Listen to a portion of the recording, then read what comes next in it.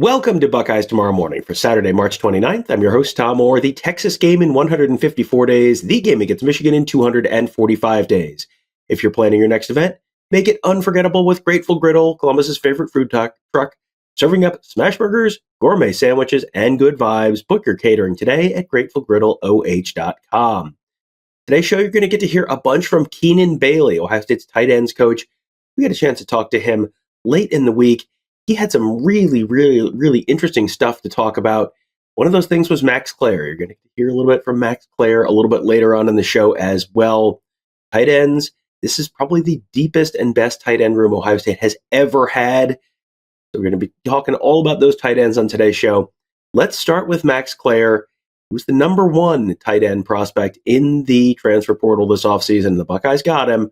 So, but other than just, hey, he's a good football player, what specifically made Max Klare an attractive target in the portal in Keenan Bailey's eyes? Yeah, no, he was complimentary to the guys that I kind of assumed were coming back, if that makes sense.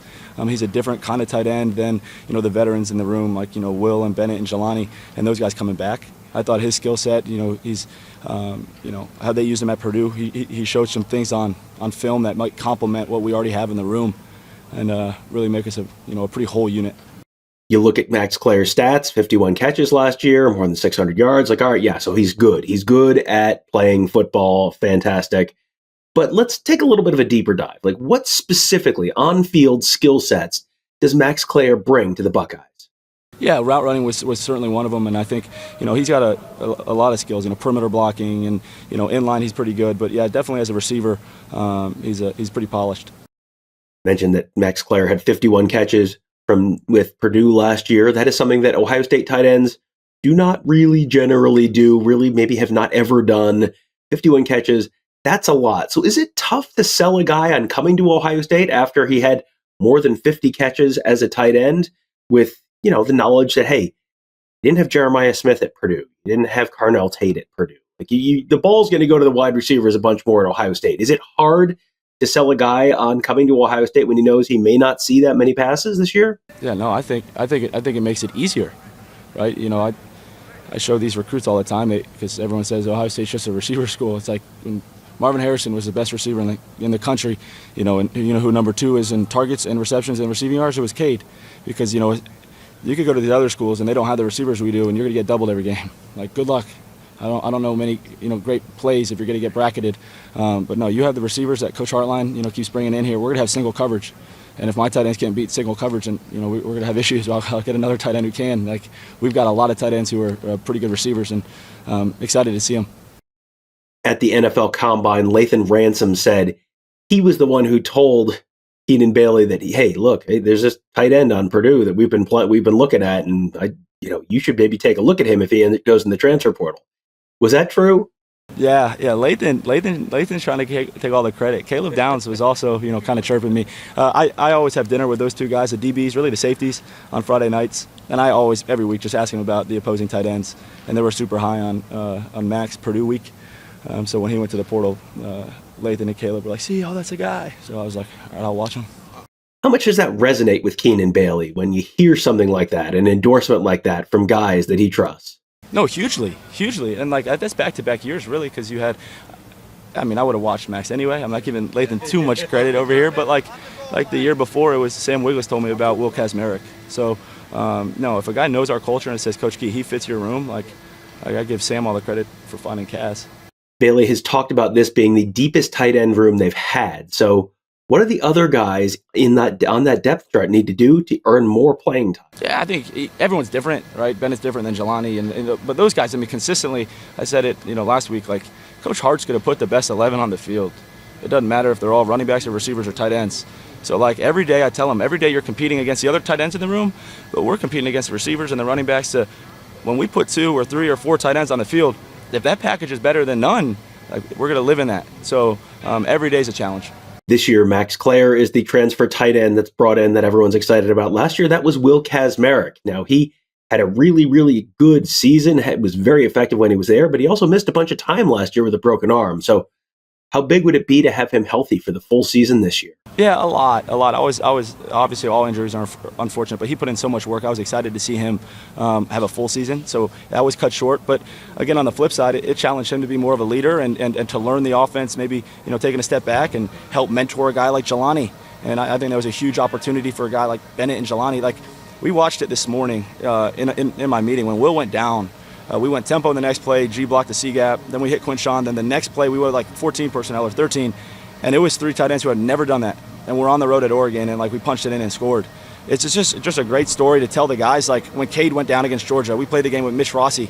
It's like all the guys got to be ready. I don't know when your number is going to be called. So I know it was unfortunate, but such a good learning opportunity. One of the other guys in that room that people love to ask about is Jelani Thurman. People have been waiting and waiting for him. The promise has been there for years, and it just has not completely materialized into a full-time role on the field. Well, sounds like Jelani Thurman has made some huge leaps this spring.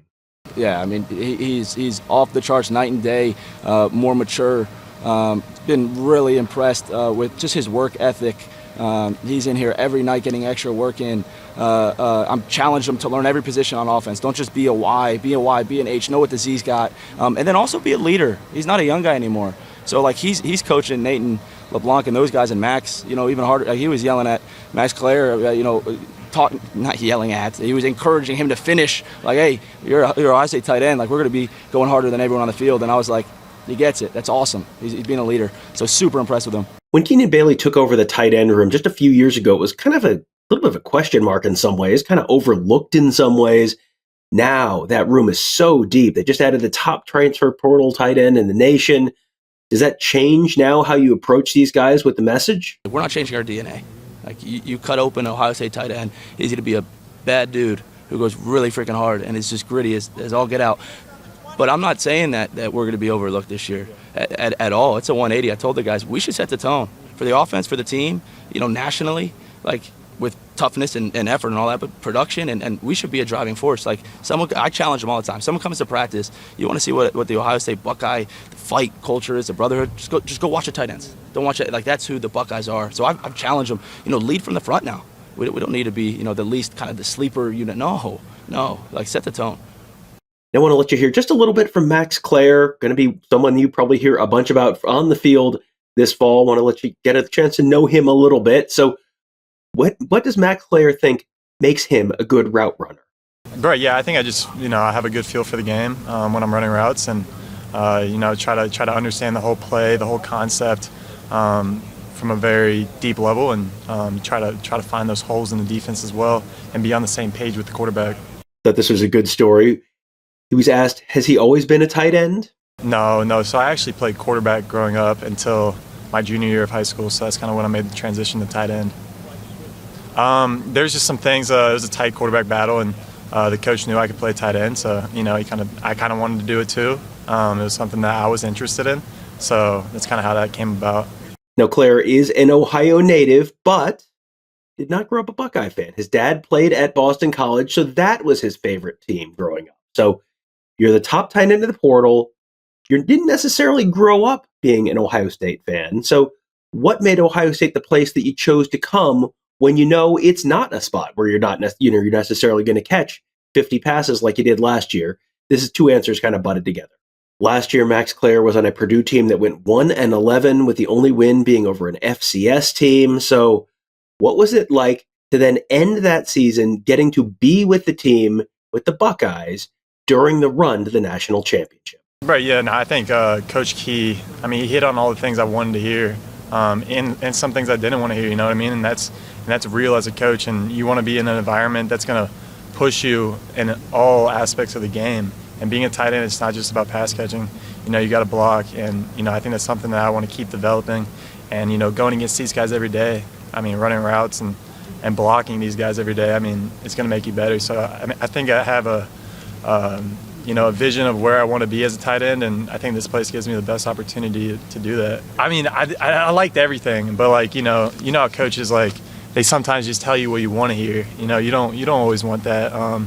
You want someone that's real, and he kept it real with me. He showed some things that I need to improve on, which I like to hear, but not everyone wants to hear. You know what I mean? So stuff like that. Right? Yeah, it was great. Just seeing the culture they have here and how they run things. You know, they had that group of guys that really, you know, led the way and showed me what it looks like to win here. So it was awesome. So many intriguing players in that tight end room. So many intriguing storylines in that tight end room. And that's just one of the many, many areas on this Ohio State team where there's so much interesting stuff to talk about. We're going to be talking about all of that as we count down the days to the spring showcase, which sounds like it's probably going to be really basically a spring game. That's on Saturday, April 12th. We'll be there to cover that. Buckeyes headed to the White House just a couple days after that. So going to be a lot to talk about over the next few weeks. And then as we head into the summer and all the recruiting and all the camps and all that fun stuff, there's going to be a ton to talk about at BuckeyeHuddle.com. We hope to see you there. That's where Tony, Kevin, and I cover the team. Mark covers recruiting. We get our whole team of X's and O's gurus there as well, all to make you a smarter football fan, all at BuckeyeHuddle.com. That'll do it for today. Thank you guys all for joining us. Have a great day. We'll talk to you tomorrow.